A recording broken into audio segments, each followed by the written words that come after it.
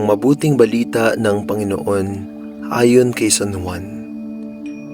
Noong panahong iyon, tumawid si Jesus sa ibayo ng lawa ng Galilea na tinatawag ding lawa ng Tiberias.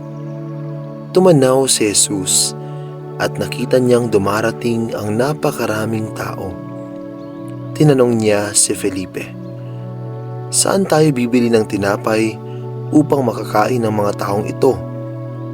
Sinabi niya ito para subukin si Felipe, sapagkat alam ni Jesus ang kanyang gagawin.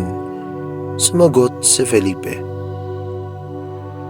"Kahit na po halagang 200 denaryong tinapay ang bilhin, ay di sasapat para makakain ng tigkakaunti ang mga tao." Sinabi ng isa sa kanyang mga alagad, "Si Andres na kapatid ni Simon Pedro, mayroon po ritong isang batang lalaki na may dalang 5 tinapay na cebada at 2 isda. Ngunit gaano na ito sa ganyang karaming tao? Paupuin ninyo sila," wika ni Jesus. Madamo sa lugar na yaon. Umupo ang lahat, humigit kumulang sa 5,000 ang mga lalaki. Kinuha ni Jesus ang tinapay at matapos magpasalamat sa Diyos ay ipinamahagi sa mga tao. Gayon din ang ginawa niya sa isda. Binigyan ang lahat hanggat sa gusto nila. At nang makakain na sila, sinabi niya sa mga alagad, "Tipunin ninyo ang lumabis para hindi masayang." Gayon nga ang ginawa nila at nakapuno sila ng 12 bakul.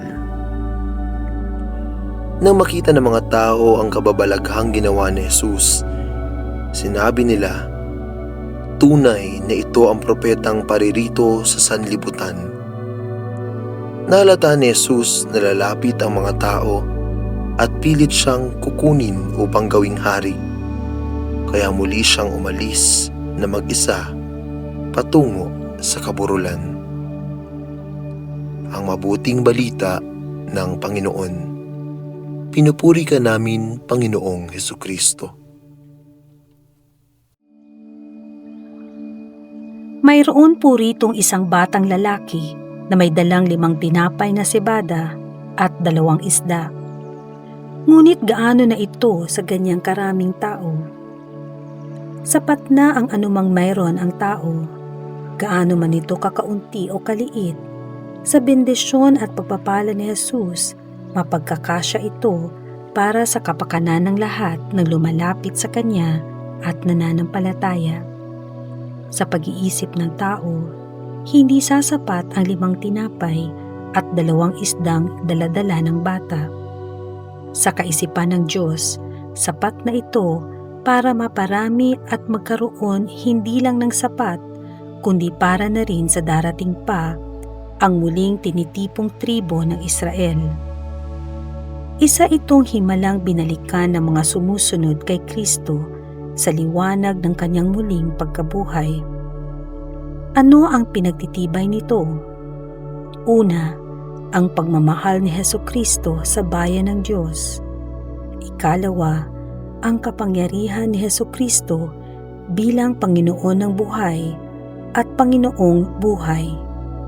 Ikatlo, ang pagmamalasakit ng Diyos sa mga taong naghahanap. Ano ang aking 5 tinapay at 2 isda na maiaalay kay Jesus para sa kapakinabangan ng aking kapwa?